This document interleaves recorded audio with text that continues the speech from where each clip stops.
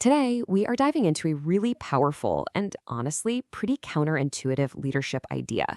It's one that goes against a trait we're always told to admire in leaders: being decisive. This sentence? This is usually the beginning of a disaster story, right? You can just picture it. A leader totally stuck, the board just breathing down their neck. But what if this wasn't a story about failure at all? What if this was the start of a huge strategic win? Well, that's the big question we're going to tackle.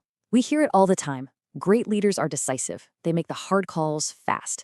But what if that constant pressure to just, pick one is actually the single most expensive piece of advice you could ever follow? And believe me, that pressure is absolutely immense. It's coming from everywhere: your investors, your employees, and yeah, especially the board. It all comes from this deep-seated need for certainty in a world that, let's be honest, almost never gives it to us. So, let's look at a real-world situation from 2021. A senior executive was staring down this exact problem.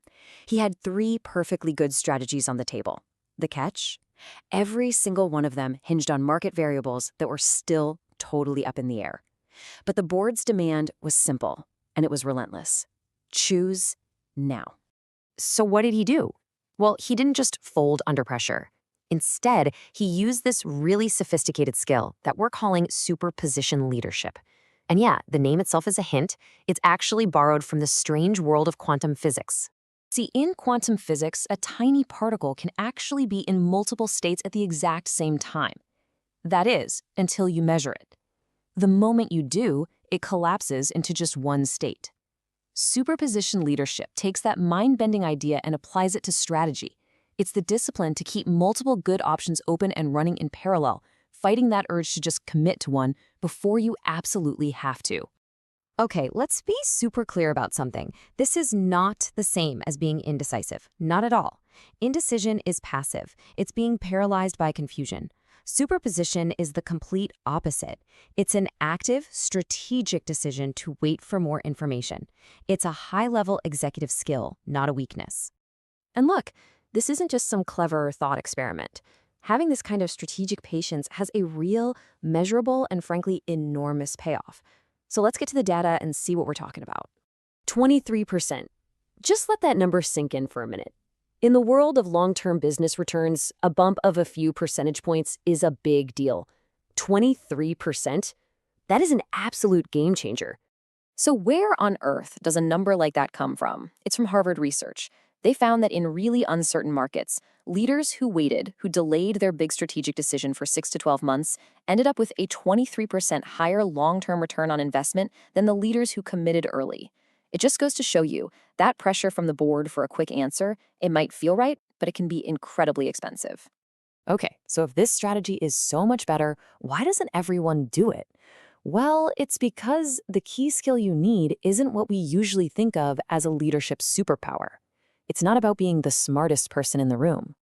It's all about tolerance, the mental and emotional strength to just sit with uncertainty, to handle the pressure from your team, from the board, and even from yourself, all screaming at you to just do something. The really rare skill is being able to wait patiently for the fog to clear.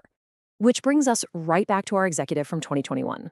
This timeline, this shows his tolerance in action. For 7 straight months, he kept those 3 strategies alive. He just weathered the storm. And then in month 7, the market shifted. 2 crucial pieces of the puzzle clicked into place, and suddenly, the right path forward wasn't really a choice anymore. It was just obvious. And this brings us to the final, really big takeaway here. It's a fundamental shift in how we should think about the whole act of making a decision at that top level. We love to celebrate the decision maker, right? But in this story, the greatest thing the leader did was not make a decision. His job wasn't to force an answer. It was to create the space for the best answer to reveal itself, to let the strategy grow out of the evidence. And this quote it perfectly sums up the whole idea. The leader didn't have to pick a path. When the time was finally right, the evidence made the choice for him.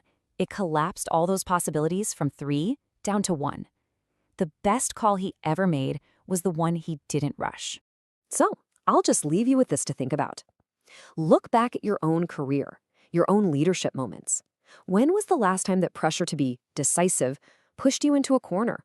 making you commit too early, only for you to wish later that you just waited for the evidence to collapse the wave function on its own.